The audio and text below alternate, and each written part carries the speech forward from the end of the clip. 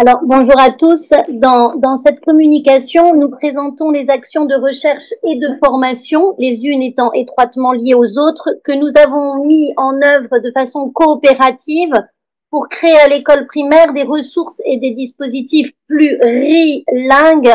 Vous aurez compris le petit jeu plurilingue, c'est-à-dire spécifique au contexte de l'île de Mayotte, pour permettre aux langues qui se trouvent à la marge des pratiques de formation et d'enseignement de reconquérir un espace privilégié. Alors, nous décidons d'utiliser l'hyperonyme langue vivante pour désigner à la fois la langue française, les langues vivantes régionales et les langues vivantes étrangères qui sont présentes et ou étudiées à l'école dans leur grande diversité, même si évidemment les langues ne sont pas perçues de la même façon par les acteurs pédagogiques et ne joue pas le même rôle dans les apprentissages. Mais ce terme nous a semblé approprié pour invoquer l'égalité statutaire recherchée entre toutes les langues en contact sur le territoire insulaire de Mayotte, égalité à laquelle aspire l'éducation plurilingue et interculturelle, dans laquelle évidemment nous ancrons notre réflexion. Nous nous demandons donc comment innover, créer une dynamique permettant de replacer les langues qui sont minorées au cœur des pratiques de formation et d'enseignement. Et comme nous nous situons dans l'axe 2 consacré aux ressources pour enseigner, nous allons très concrètement présenter une étude de cas, une capsule vidéo de formation en didactique du plurilinguisme que nous avons créée avec des PES deuxième année qui étudient au sein du parcours MEF premier degré. Nous nous situons à un niveau micro de l'analyse. Alors, bien sûr, nous allons faire quelques constats sur le contexte socio-linguistique de l'île et quelques constats ensuite sur les pratiques d'enseignement et de formation à Mayotte. Oui, donc merci. Donc, une description simplifiée, très simplifiée des paysages linguistiques. Voici une petite carte. Maoré est qu'il y a 3 langues principales parlées sur l'île, le français, le chimarré et le kibushi. La réalité est bien sûr plus complexe et plusieurs autres langues et variétés sont activement utilisées à Mayotte. Donc, les langues régionales, c'est-à-dire le chimarré et le kibushi, et leurs variétés sont présentes dans tous les villages. Le français, langue nationale, est utilisé dans les administrations, dans les écoles et d'autres espaces publics et privés.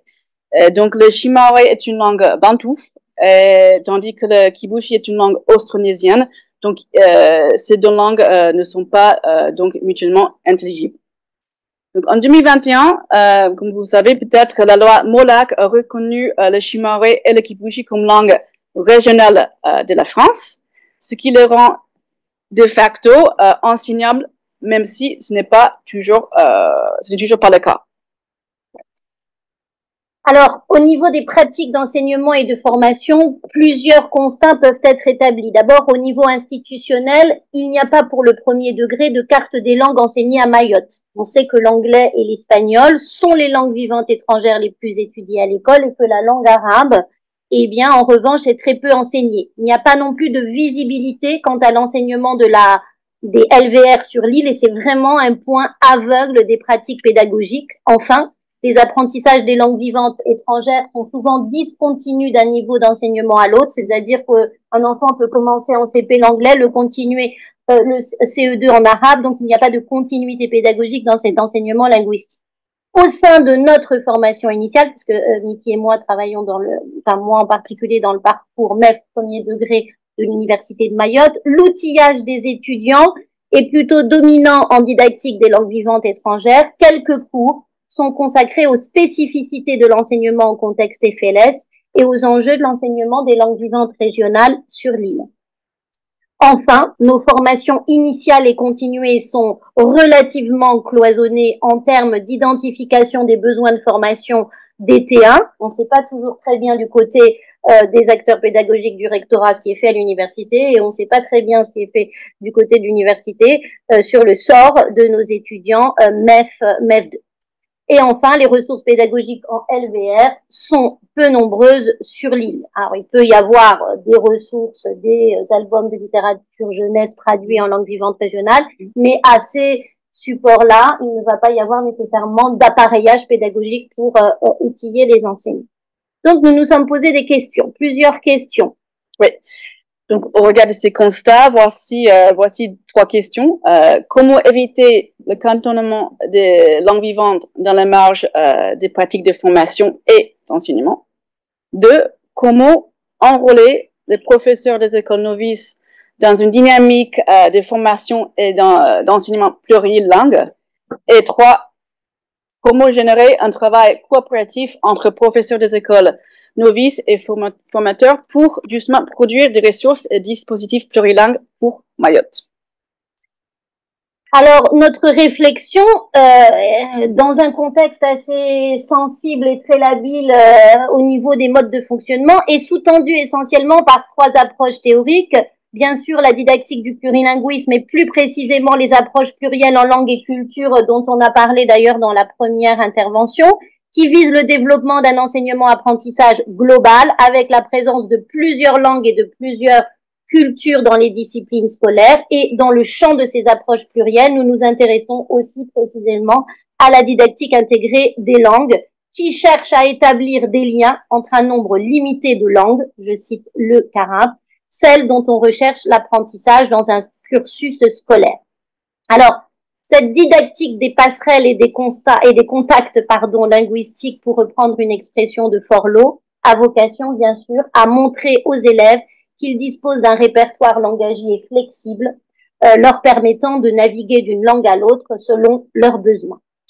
Enfin, l'ingénierie coopérative en éducation, définie notamment par les travaux de Saint-Sévy, inspire aussi notre démarche pédagogique, car cette ingénierie est fondée, je cite Saint-Sévy, sur une recherche de symétrie entre professeurs et chercheurs, sur l'égalité de leur intelligence, de leur compréhension spécifique des situations étudiées.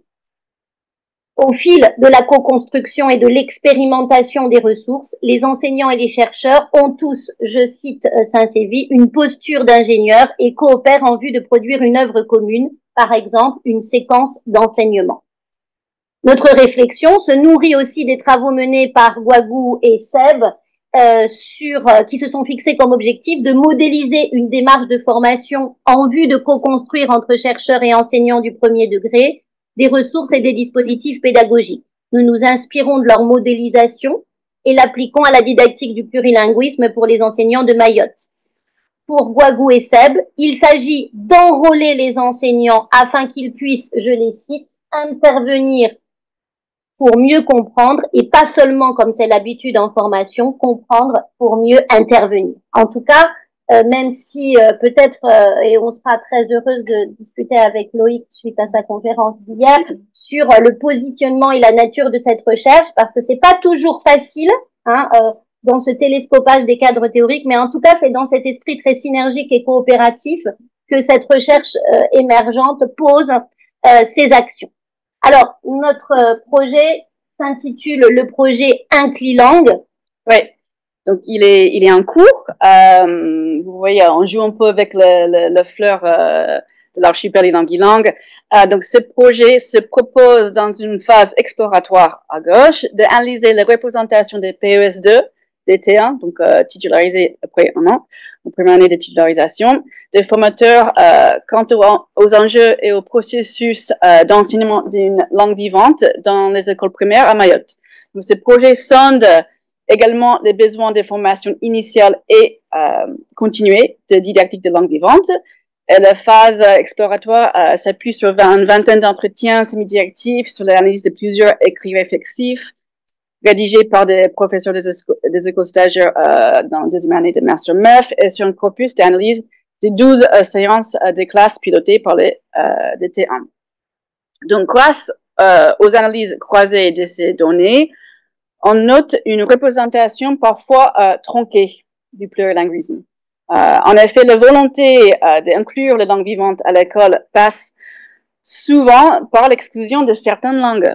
Par exemple, des acteurs pédagogiques parlent d'inclusion du chimarré en excluant de leurs propos les LVE et d'autres langues premières des élèves, comme le kibushi. D'autres mentionnent le LVR et les langues premières des élèves en omettant justement de mentionner les LVE. Donc, par ailleurs, un ordre préférentiel dans l'apprentissage de langue est souvent évoqué. Il faudrait peut-être, par exemple, apprendre d'abord le français, et puis le chimarré, et puis l'anglais. Concernant les besoins de formation, donc tout ça né de ces 20 entretiens, des écrits réflexifs et aussi des observations de classe. Concernant les besoins de formation, ils se polarisent sur la pratique de la compréhension orale en LVE et la mise en place des liens interlangues, interculturels, interdisciplinaires dans les apprentissages, et le besoin de formation spécifique aussi qui est criant pour la création de ressources plurilingues, en particulier autour de l'exploitation d'albums de littérature jeunesse. Ce sont ces différents aspects que nous avons pris en compte dans l'élaboration de la capsule vidéo de formation avec les PES2 que nous allons vous présenter. Alors, dans notre phase laboratoire du projet Inclilangue, nous avons initié un cycle de formation et de recherche appelé lui aussi Film Langue, qui se compose de 2 volets. Un premier volet pour la formation initiale avec nos étudiants, afin de co-construire des capsules de formation vidéoscopée avec les PES2 de la formation MEF2 de l'université. C'est un volet, on va dire, à plus petite échelle, parce qu'il est constitué d'étudiants volontaires, de formateurs enseignants-chercheurs de l'UMA uniquement, donc c'est à petite échelle. Et un deuxième volet pour la formation continuée, donc là qui va nécessiter un cadrage théorique plus important, qui vise à co-construire en partenariat avec différents acteurs pédagogiques du rectorat, suite à une convention entre l'université et le rectorat, des capsules de formation vidéoscopée avec cette fois-ci des PE première année, mais plus grande échelle parce que dans ce projet sont inclus des conseillers pédagogiques, des inspecteurs et des enseignants-chercheurs. Au total, 16 capsules vidéo sont prévues sur la totalité, évidemment, des années du projet. Nous choisissons aujourd'hui de présenter le corpus Film Langue pour le volet 1, c'est-à-dire à petite échelle dans notre terrain de l'université, car il permet de mettre un coup de projecteur sur l'engagement des étudiants de Master MEF, attention l'avion arrive, de Master MEF, et permet donc de s'interroger sur le développement professionnel de ces derniers, puisqu'ils sont invités à réfléchir aux langues en interaction dans leur pratique de classe et à essayer de comprendre les rapports entre théorie du plurilinguisme, didactique du plurilinguisme et pratique de classe.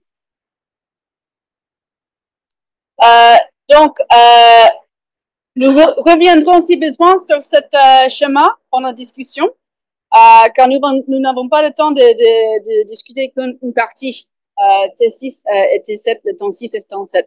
Donc, le schéma se prolonge méthodologiquement au-delà de T7, mais par manque de temps, voilà, nous sommes un peu limités aujourd'hui de ce que je vous présente. Donc, les extraits de la capsule vidéo que nous allons vous montrer sont issus d'un travail réalisé dans un TD didactique de langue vivante dans le cadre de la formation MEF, premier degré en PS2. Donc, les étudiants ont dû, par groupe, construire, à partir bien sûr d'un guidage précis, une séance qui devait ensuite jouer devant leur pairs. Un feedback collectif et un étayage de la formatrice ont permis justement de dégager le levier d'évolution de cette séance. Au terme de cette présentation, 2 ES2 et une formatrice enseignante-chercheur de UMAI ont décidé de reprendre la première version de la séance pour créer le script d'une capsule vidéo pour des formations destinées à être vues et analysées par de futurs PES2. Donc, dans cette communication, nous nous penchons sur le temps 6, le temps 7, que vous voyez ici en bleu et en vert. La réalisation de la capsule et l'entretien, c'est 2 parties d'explication croisée des 2 PES2 après avoir conçu la capsule. C'est arrivé. Merci.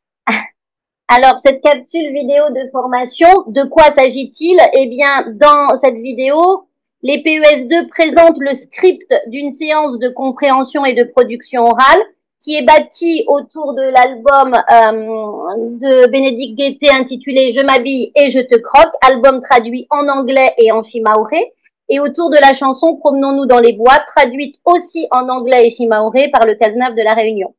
L'une des actrices pédagogiques est Shimaore Fon et les deux PES enseignent l'anglais au cycle 3. Alors elles se sont demandé comment utiliser des supports authentiques initialement adaptés au cycle 1 pour qu'ils soient exploitables et donc complexifiés avec des apprenants de cycle 3. Et comment faire évoluer cette séance qui a d'abord été pensée comme une séance de langue vivante étrangère lorsqu'elles ont présenté, je ne sais pas si vous avez bien compris avec l'avion, elles ont présenté cette séance dans un TD, mais c'était essentiellement une séance en anglais. Comment la faire évoluer vers une séance plurilingue? Il s'agit de la troisième séance de la séance de réinvestissement plurilingue. Et les langues mobilisées dans ce corpus sont l'anglais, puisque c'était au début leur choix de départ, le shimaore et le français. Au terme de la séance, qu'elles ont donc conceptualisée pour qu'ensuite cette séance soit testée et reprise par d'autres PES2, les élèves doivent comprendre et produire une description liée à une tenue vestimentaire, savoir nier et affirmer dans le but de réaliser une comparaison pour les objectifs langagiers, et donc les élèves doivent savoir utiliser des groupes nominaux expansés, puisqu'il faut décrire une tenue, et connaître les formes affirmatives et négatives pour ce qui est des savoirs linguistiques. Nous présentons ici les différentes étapes de la séance qui a été construite à partir d'une alternance séquentielle. Ça va être un peu dur. Alternance séquentielle définie par Duverger comme une alternance des langues opérée par le professeur pendant le cours de manière raisonnée, réfléchie, volontaire, composée de séquences monolingues plus ou moins longues, qui a pour objet d'enrichir les contenus et de croiser les documents en différentes langues.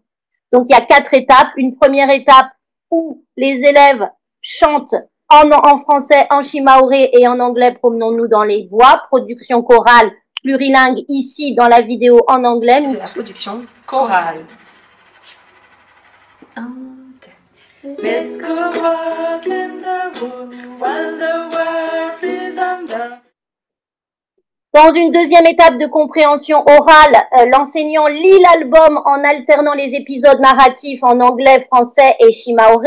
Je reprécise que c'est évidemment une séance de réinvestissement, donc les choses sont déjà connues. Les élèves doivent, tantôt collectivement, tantôt individuellement, mimer les actions. Donc voici les enseignantes qui se projettent donc dans cette séance. Où es-tu? Que fais-tu? Entends-tu? Nsitia kofia yangu. Ici donc en shimaore.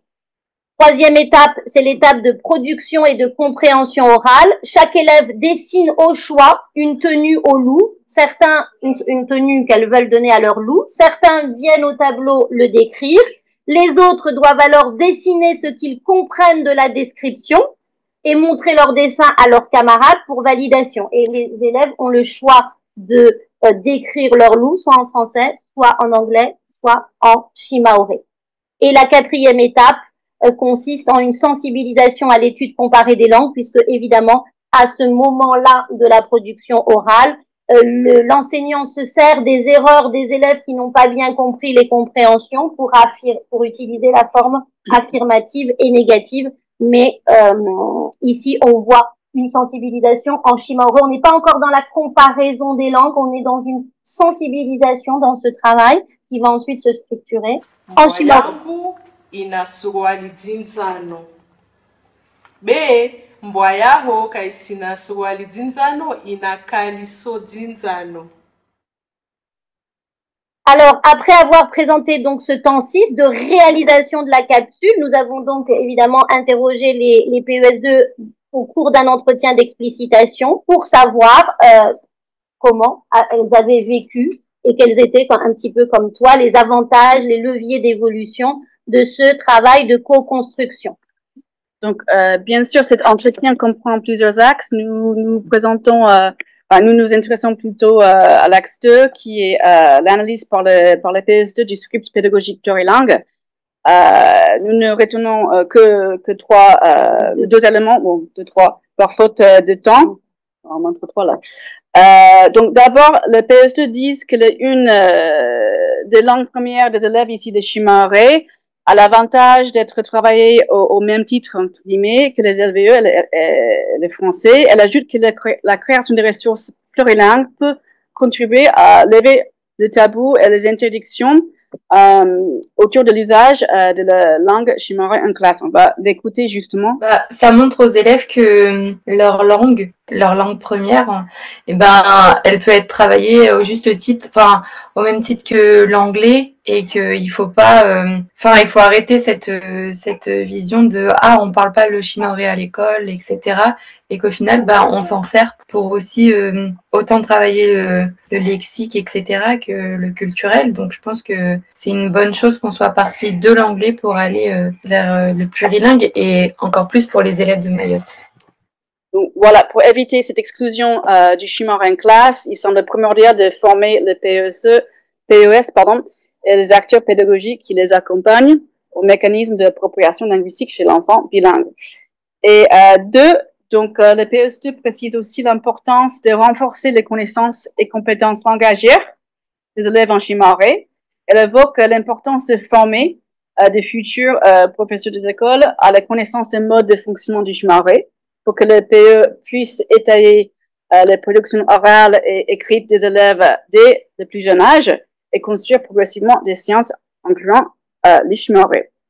Et enfin, le PES2 souligne l'importance de généraliser la co-conception justement des ressources pour créer un vrai corpus plurilingue pour Mayotte, afin de sortir progressivement des capsules BSD de EduSchool, ceci pour mieux valoriser la spécificité du contexte insulaire maoré. On va écouter très rapidement aux deux parce qu'il est bien ce qu'ils disent. Le fait de se fabriquer ses propres ressources, il y a quand même le côté contextualisé qui est intéressant, même si on ne doit pas contextualiser à outrance. Bien, on a quand même fait ce travail plurilingue avec le shimaoré. Parce que si on le prend dans EduSchool, par exemple, c'est pas tout le temps adapté. Pour apporter quelque chose à Mayotte, ça peut aider aussi. Donc je me dis, si tout le monde fait ça déjà, on arriverait à avoir un vrai canevas, parce que surtout, on n'en trouve pas. Donc c'est important de les faire nous-mêmes. Alors, en conclusion, pour reprendre les propos de Marianne Lemoine hier en session plénière 1, nous tentons de transformer, avec nos moyens du bord, les espaces de déficit, je le cite ici, les langues gommées des pratiques formatives et pédagogiques, en espaces de potentialité, d'essai, de tâtonnement pour une didactique plurilingue pour Mayotte.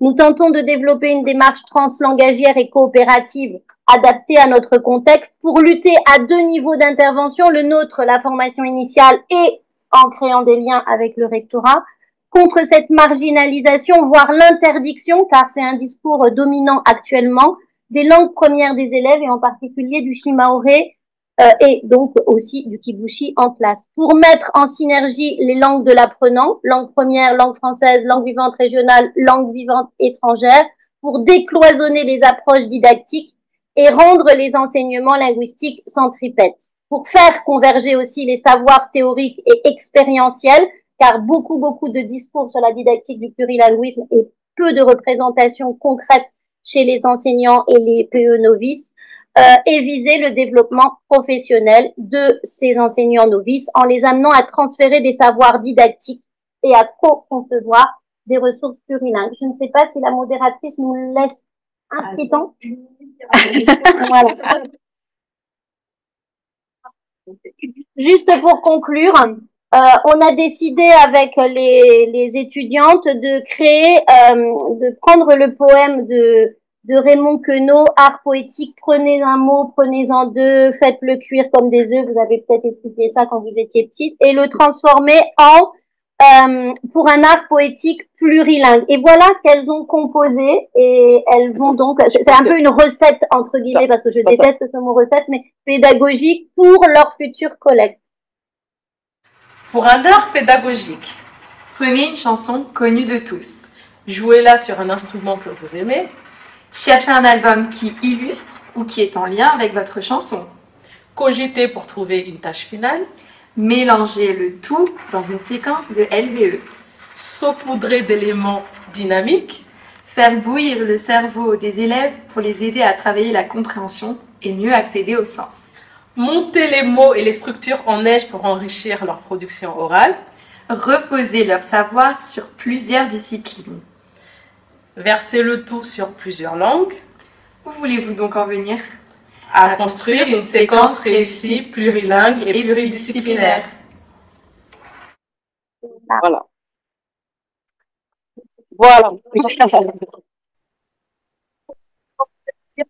Plusieurs ressources pour enseigner dans un contexte plurilingue et faire beaucoup d'outils et je trouve que c'est merveilleux parce qu'il y a plus d'un an quand on a commencé ces travaux sur le plurilinguisme. Vous voyez comment les enseignants étaient dépourvus pour et là je vois qu'il y a une mine d'or grâce à la recherche qui arrive et bien sûr ils travaillaient aussi avec leurs moyens, avec ils étaient très inventifs, mais là je pense qu'il y a des pistes très il y a des pistes, mais c'est très émergent à Mayotte. Il faut comprendre qu'on est dans un contexte ultra sensible au niveau social, au niveau aussi de la réflexion de tous, en formation initiale, nous les premiers, et continuer, c'est encore balbutiant. Donc voilà, c'est cette idée de créer des capsules, c'est vraiment l'idée de décloisonner nos pratiques au sein de l'île et d'impulser par l'expérientiel et pas toujours par le descendant qui noie les étudiants vraiment parce que, voilà, Miki l'a dit, il y a une tendance à comprendre la didactique du plurilinguisme entre langue française, langue vivante régionale, comme si ça se réduisait à ça. Ou un autre fois, langue française, espagnole, langue française, arabe. Il n'y a jamais cette coordination et cette synergie qui est pensée. Et parfois, derrière ça, il y a aussi nos pratiques de formateurs qui viennent voilà. Si je peux me permettre, on aura encore avancé quand on partira des chants shimaoré, des chants arabes pour arriver au français. Oui, aussi, mais c'est tous les chemins mènent au plurilinguisme. Voilà. Est-ce qu'il y a des questions et des commentaires? Tout ça, on a moins de temps. Je voulais... Voilà. Il y a deux. Moi, c'est juste je connais un petit peu le travail que on partage avec l'enfant. C'est juste de la, vous avez dit de la discrimination très intéressante à partir des capsules. C'est par l'expérience, effectivement, que cette cellule et qu'on apprend des choses, etc. Et donc, ça permet de toucher plusieurs niveaux à mobiliser, institutionnels, en classe, au niveau des élèves. Il y a une autre chose aussi dans ce lien entre toutes les langues, finalement, qui permet aussi de sortir d'une simple opposition langue de l'école, le français en l'occurrence, et des autres langues. Et en rajoutant, pour l'avoir fait ici à La Réunion, c'est-à-dire qu'on avait travaillé pas sur l'opposition français-créole, des normales, c'est soit le français, soit le créole. On a rajouté une troisième langue, même avec des maternelles, l'anglais dans les créoles. En fait, les parmailles de maternelle, à Hermine-Pierre-le-Vert, au Chaudron, donc un quartier quand même populaire, on parle beaucoup de créole. Là, ils sont sortis de cette opposition pour entrer dans une juxtaposition. Et en fait, il y a plusieurs façons de dire les choses.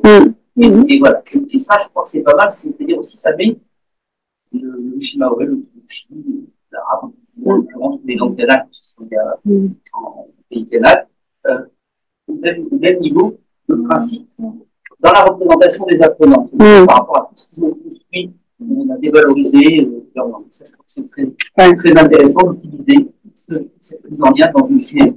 Et peut-être que cette question de l'ordre préférentiel dont parlait Miki, nous, justement, on a un petit peu contourné tout ça pour casser ces représentations avec cette synergie et cette idée de, voilà, tous les chemins mènent au plurilinguisme.